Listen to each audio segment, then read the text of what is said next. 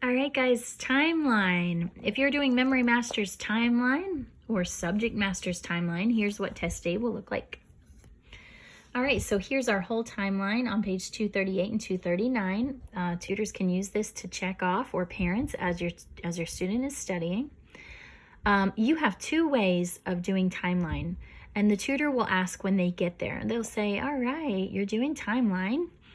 Would you like to sing the whole timeline straight through, or would you like me to test you in sections? And the student can choose. So if they would just want to sing it and get it over with, the tutor can do that. If they want to be tested in sections, great. Let's say the student says, I want to sing it all the way through.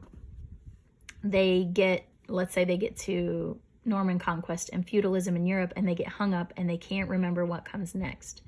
No big deal. They can stop. You can stop them and say, it's okay. You know what? Let's just do it in sections. Anything that they've already recited can be checked off, and then you do the rest in sections. So here's how you test in sections. You pick a timeline card. If you want to bring your timeline cards, that's great. They can see a timeline card.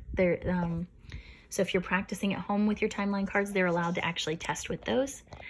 Or your tutor can, if they don't have timeline cards with them, they can just say, start at age of, or maybe we would start here. I don't know. Either one. Start at age of absolute monarchs. You pick any random single one. It doesn't have to be the beginning of the week.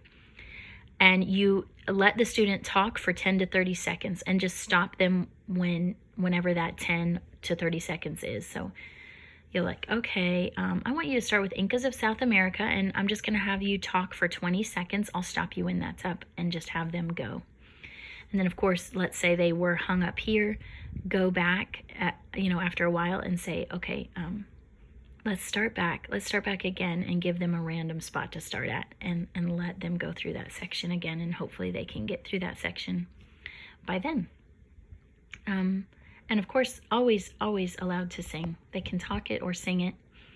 And timeline cards are great. If you're practicing with timeline cards at home and you want to use that on test day, the tutor will only use them to hold up random ones. So she'll hold up just a random Zimbabwe and early Mali in Africa.